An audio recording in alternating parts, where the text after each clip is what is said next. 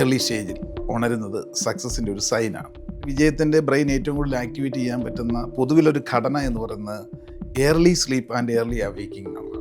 മനസ്സിൻ്റെ സ്ഥായിയായിട്ടുള്ള ഭാവം പീസാണ്, ശാന്തിയാണ്. രാവിലെ എന്നിട്ട് ധ്യാനം ചെയ്യണം എന്ന് പറയുന്നത്. യെസ്, ഈ ധ്യാനം ചെയ്യുമ്പോൾ നമ്മൾ അതിനെന്തെങ്കിലും പ്രോസസ്സിംഗ് ഉണ്ട്? ഉണർവിലെ ഉറക്കമാണ് മെഡിറ്റേഷൻ. പുലർവേലയാണ് പലപ്പോഴും ഈ ബിസിനസ്സുകാരായിക്കോട്ടെ ജീവിതത്തിൽ സക്സസ് ആയിട്ടുള്ള പ്ലാനിങ്ങുകളൊക്കെ നടത്തുന്നത്. നമ്മൾ രാവിലെ എണ്ണീറ്റിട്ട് പിന്നെ ഉറങ്ങരുത്, ഉണർന്നു കഴിഞ്ഞാൽ പിന്നെ ഉറങ്ങരുത്. സാർ, എല്ലാവരും പറയുന്ന ഒരു കാര്യമാണ്, രാവിലെ എണ്ണീറ്റ് കഴിഞ്ഞാൽ ജീവിതത്തിൽ എന്തൊക്കെയോ അത്ഭുതങ്ങൾ സംഭവിക്കും, നിങ്ങൾക്ക് പൈസ വരും, അല്ലെങ്കിൽ നിങ്ങളുടെ ജീവിതം മാറി മറിയുന്നത് രാവിലെ എണ്ണീറ്റാണ്. അതിനെന്തെങ്കിലും പ്രത്യേകത ഉണ്ടോ രാവിലെ എണീക്കുന്നതിന്? അതെല്ലാവരുടെയും കേസിൽ കറക്റ്റ് അല്ല. കാരണം നമ്മുടെ ശരീരത്തിന് ഒരു പ്രത്യേകതയുണ്ട്. അത് ഓരോരുത്തർക്കും വ്യത്യസ്തമാണ്. ചിലരെ സംബന്ധിച്ച് പറഞ്ഞാൽ കുറച്ച് ഉറക്കം കൂടുതൽ കിട്ടുന്നത് പുലർവേളകളിലാണ്. അങ്ങനെയാണ് അവരെ സെറ്റ് ചെയ്തിരിക്കുന്നത്. പക്ഷെ ചിലർ പറയും, അല്ല, ബ്രഹ്മമുഹൂർത്തത്തിൽ 2:30-3 മണിക്കൊക്കെ ഉണർന്ന് പ്രാക്ടീസ് ചെയ്യണം, അല്ലെങ്കിൽ മെഡിറ്റേറ്റ് ചെയ്യണം എന്നൊക്കെ പറയും. ഒരുപക്ഷെ അവൻ്റെ മെൻ്റൽ അല്ലെങ്കിൽ ന്യൂറോ ട്രാൻസ്മിറ്റർ ഏറ്റവും കൂടുതൽ ആക്റ്റീവായിട്ട് നിൽക്കുന്ന നല്ലോണം ഉറക്കം കിട്ടുമ്പോൾ മാത്രമാണ്. പക്ഷേ ഇതിന് റെസ്ട്രിക്റ്റ് ചെയ്തുകൊണ്ട് വളരെ ഏർലി സ്റ്റേജിൽ തന്നെ എഴുന്നേറ്റ് ചില മെഡിറ്റേഷനും അല്ലെ യോഗയും ഇങ്ങനെ ഒരുപാട് നമ്മുടെ യൂട്യൂബിലൊക്കെ കാണുന്ന രീതിയിലുള്ള പ്രാക്ടീസൊക്കെ നേരിട്ട് അങ്ങോട്ട് ചെയ്യും. എന്നിട്ട് ഇവർ ഫോഴ്സ്ഫുള്ളിയാണ് ഉണർന്നിരിക്കുന്ന ഇതെല്ലാം ചെയ്യുന്നത്. അപ്പോൾ തന്നെ അവന് ഫുൾ സ്വച്ഛമായിട്ട് ചെയ്യാൻ പറ്റുന്നില്ല.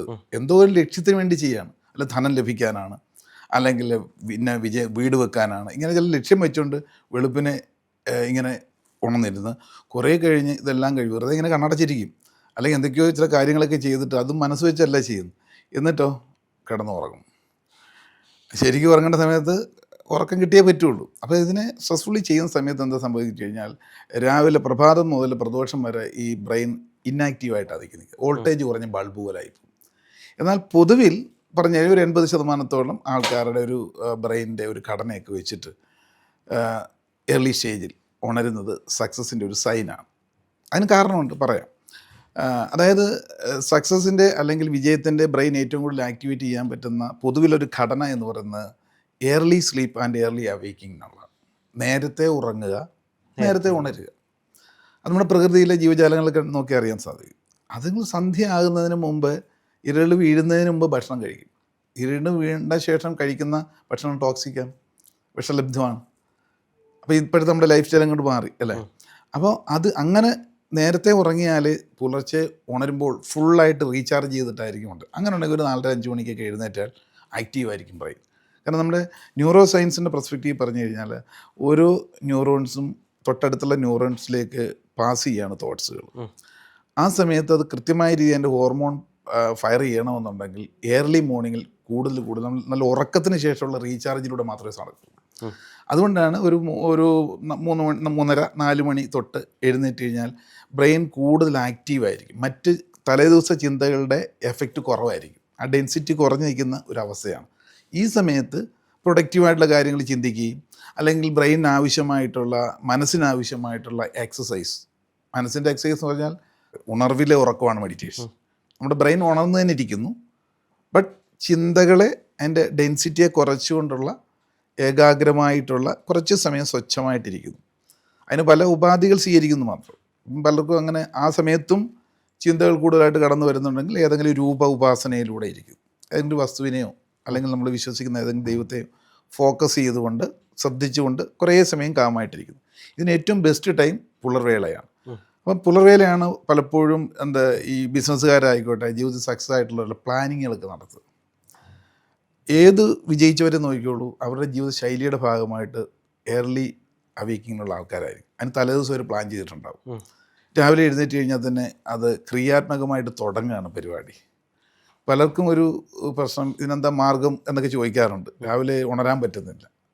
സിമ്പിളായിട്ട് പറഞ്ഞാൽ ഒരു അലാം സെറ്റ് ചെയ്ത് കിടക്കുന്നു. പക്ഷേ അലാം സെറ്റ് ചെയ്ത് കിടന്നാൽ തന്നെ നമ്മൾ ഫോഴ്സ്ഫുള്ളി പലപ്പോഴും എന്ത് ചെയ്യുന്നു, അത് ഓഫ് ചെയ്തിട്ട് കുറേ സമയം കൂടെ അവിടെ കിടക്കും. അത് ഏറ്റവും അപകടമാണ്. കാരണം വെച്ചാൽ ഉറക്കത്തെ സപ്പോർട്ട് ചെയ്യുന്ന ഹോർമോണാണ് മെലാറ്റോൺ എന്ന് പറയുന്നത്.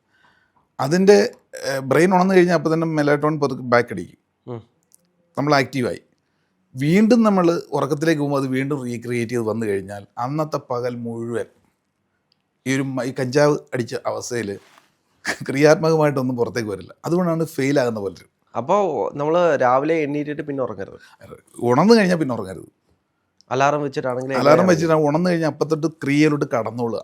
വീണ്ടും കിടന്നാൽ അന്നത്തെ ദിവസത്തെ കൂടുതൽ നെഗറ്റീവായിട്ട് ബാധിക്കത്തേ ഉള്ളൂ.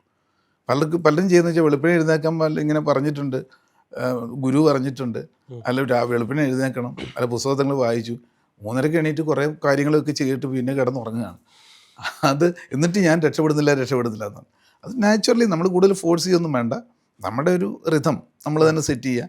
രാവിലെ ഒരു 4:30-5 മണിയാകുമ്പോൾ ഉണർന്നു കഴിഞ്ഞാൽ പിന്നെ കിടക്കരുത്. അപ്പം തന്നെ എന്തെങ്കിലും തലേദിവസം പ്ലാൻ ചെയ്ത് വെക്കുക. അപ്പോൾ പലരും എന്നോട് ഇങ്ങനെ ചോദിക്കുമ്പോൾ ഞാൻ പറയാറുണ്ട്, ഉണരാനായിട്ട് എന്താ അലാം സെറ്റ് ചെയ്തിട്ടാണെങ്കിലും പിന്നെയും മനസ്സ് സമ്മതിക്കുന്നില്ല, അവിടെ കിടക്കാൻ തോന്നും. അപ്പോൾ നിങ്ങൾ അലാം സെറ്റ് ചെയ്ത് വെക്കുന്നത് അവിടെ അടുത്ത് വെക്കണ്ട, കുറച്ച് ദൂരെ മാറ്റി വെക്കുക. എന്നിട്ട് തലേദിവസം പ്ലാൻ ചെയ്ത് വെക്കുക. എഴുന്നേറ്റ് കഴിഞ്ഞാൽ എന്തെല്ലാം കാര്യങ്ങൾ, പ്രഭാത കർമ്മങ്ങളൊക്കെ കഴിഞ്ഞ് കഴിഞ്ഞാൽ പിന്നെ ചെയ്യേണ്ട കാര്യങ്ങൾ എന്തൊക്കെയാണ്. അല്ലെങ്കിൽ ഒരു വാക്കിംഗ്, ഒരു ഈസി ആയിട്ട് ഞാൻ പലപ്പോഴും ചെയ്യുന്നത് രാവിലെ എഴുന്നേറ്റ് കഴിഞ്ഞാൽ പെട്ടെന്ന് അങ്ങ് നടക്കാനും പോകും. നടക്കാൻ പോകുമ്പം ഓഡിയോ ബുക്സ് കേട്ടോണ്ടാണ് നടക്കുന്നത്. കാരണം എല്ലാ സമയത്ത് പലപ്പോഴും നമുക്ക് വായിക്കാനുള്ള സമയം വളരെ റെസ്ട്രിക്റ്റഡ് ആണ്. അപ്പം അത് ഹെഡ്സെറ്റ് വെച്ചിട്ട് കൈ വീശി നടപ്പോൾ രണ്ടും നടക്കും. നടന്നുകൊണ്ടിരിക്കുമ്പോൾ നമുക്ക് കിട്ടുന്ന നല്ല സ്ലോട്ടേ കിട്ടുള്ളൂ. നമ്മൾ ഏത് ഓരോരുത്തർ എന്താണോ സീക്ക് ചെയ്യുന്നത് അതിന് സമാനമായ ഒരുപാട് ബുക്സുകളൊക്കെ അവൈലബിൾ ആണ്, ഓഡിയോ ബുക്സുകൾ അവൈലബിൾ ആണ്. അപ്പോൾ വീഡിയോ കണ്ടുകൊണ്ട് നടക്കാൻ പറ്റില്ല, വേണ്ട, ഓഡിയോ ഹെഡ്സെറ്റ് അതാണ് കൂടുതൽ നമ്മളെ പ്രോസസ്സ് ചെയ്യാനും. ബ്രെയിൻ അപ്പോൾ ആക്റ്റീവാണ്. ഒന്ന് രാവിലത്തെ ഉണർവ് തന്നെ, നേരത്തെ പറഞ്ഞ ന്യൂറോ ട്രാൻസ്മിറ്റർ നല്ലതുപോലെ നല്ല ഹോർമോൺസ് ആക്ടിവേറ്റ് ചെയ്യിക്കുന്നു.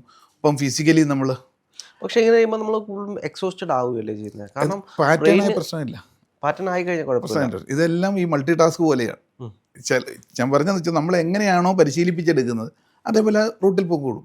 അപ്പം നമ്മൾ എന്ത് ചെയ്യും, ഇപ്പം ഹെഡ്സെറ്റ് വെച്ചുകൊണ്ട് ഇങ്ങനെ ഓഡിയോ ബുക്ക് കേട്ട് നടക്കുമ്പം എല്ലാം നമ്മൾ അതേപോലെ ശ്രദ്ധിച്ചല്ല കേൾക്കുന്നത്. നമുക്ക് ആവശ്യമുള്ള ഏരിയ വരുമ്പോൾ അവിടെ നമുക്ക് ക്ലിക്കാവും, അതവിടെ കിടന്നോളും. അപ്പോൾ അത് രണ്ടും നടക്കും. ശരീരത്തിൻ്റെ ഒരു എക്സസൈസ് നടക്കുന്നുണ്ട് ഓട്ടോമാറ്റിക്കായിട്ട് ബ്രെയിനിലോട്ടുള്ളാക്കി. അപ്പം അല്ലെങ്കിൽ അലന്ന് ഉള്ള ചിന്തകൾ ഒരുപക്ഷെ വരാം. നമ്മൾ പ്രപഞ്ചത്തിലൊക്കെ നോക്കിയല്ല നടക്കുക, അപ്പോൾ അതിലൂടെയും വരാം. പക്ഷെ വരാതിരിക്കാൻ നമുക്ക് ഈ ഒരു സംവിധാനത്തിലൂടെ ബ്രെയിനിനെ കൂടുതൽ നമുക്ക് ഉപയോഗിക്കാനായിട്ട് സാധിക്കും. അപ്പം പലരും അങ്ങനെയാണ് പ്ലാനിങ്ങുകൾ ചെയ്യുന്നത് വെളുപ്പിനെയാണ്. ബിസിനസ്സുകാരായിക്കോട്ടെ, അല്ലാതെ അവർ ചിലപ്പോൾ കുളിക്കുന്ന സമയത്താണ് രാവിലെ.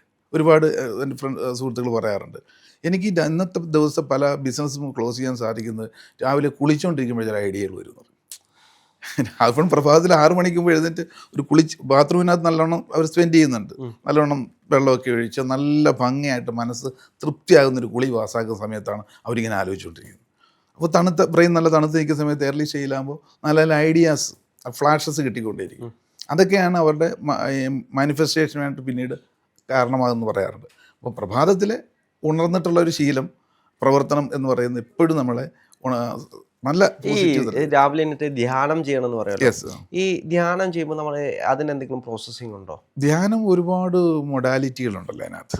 അതിന് ഇന്ന ഒരു നിയമം, ഇന്ന സ്ട്രക്ചറിൽ മാത്രമേ ചെയ്യാവുള്ളൂ എന്ന്. അല്ല, ഈ ധ്യാനത്തിന് തന്നെ രാവിലെ മാത്രമേ ചെയ്യാവൂ? ഞാൻ കേട്ടിട്ടുണ്ട് ചില ആളുകൾക്ക് ചിലപ്പോൾ രാവിലെ ധ്യാനം ചെയ്താൽ വർക്കൗട്ട് ആകും.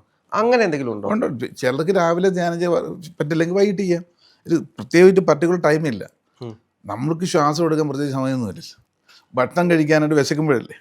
ഇനി രാവിലെ നമുക്ക് ഭക്ഷണം കഴിക്കാൻ ധൃതി കൊണ്ട് പറ്റിയില്ലെങ്കിൽ കുറച്ച് കഴിഞ്ഞായിട്ടുള്ളവർ കഴിക്കുക എന്ന് പറഞ്ഞാൽ നമുക്ക് ധ്യാനം എന്ന് പറയുന്നത് മനസ്സിന് വേണ്ട ഒരു വ്യായാമമാണ്. ഇപ്പോൾ എക്സസൈസിൻ്റെ പോലെ, ശരീരത്തിൻ്റെ ബോഡി എക്സസൈസ് പോലെ തന്നെ രാവിലെ ചെയ്യുവാണെങ്കിൽ കുറച്ച് ഉണർവും കാര്യമായിട്ട് നിൽക്കുന്നു. ഇനി രാവിലെ ഈ ഡ്യൂട്ടിയുടെ ഭാഗമായിട്ടും തിരക്കുള്ളവർക്ക് പറ്റില്ല, വൈകിട്ട് ചെയ്യുന്നു. അപ്പോൾ ഇത് എപ്പോഴെങ്കിലും ശരീരത്തിന് വേണ്ടത് മൂവിങ് ആണ്. കാരണം ശരീരത്തിൻ്റെ ഒരു താളം എന്ന് പറയുന്നത് എപ്പോഴും ചലനാത്മകമാണ്. അപ്പോൾ ആ ചലനത്തെ കൂടുതൽ സപ്പോർട്ട് ചെയ്യും, ചലനം കൊടുത്തേ പറ്റും. കാരണം എപ്പോഴും നമ്മൾ ശരീരം ചലിച്ചുകൊണ്ടായിരിക്കുന്നത്. അത് ചലിച്ചുകൊണ്ട് തന്നെ ഇരിക്കണം. അങ്ങനെ സപ്പോർട്ട് ചെയ്യണം. ഏതെങ്കിലും വിധത്തിലൊരു വ്യായാമം മസ്റ്റായിട്ടും. അതേപോലെ മനസ്സിന് നേരെ ചലിപ്പിക്കാതിരുത്തുക എന്നുള്ളത്. മനസ്സിനെ ചലിപ്പിക്കാൻ പാടില്ല. ഇത് രണ്ടും ഇപ്പം നേരെ തിരിഞ്ഞാണ് നടക്കുന്നത്.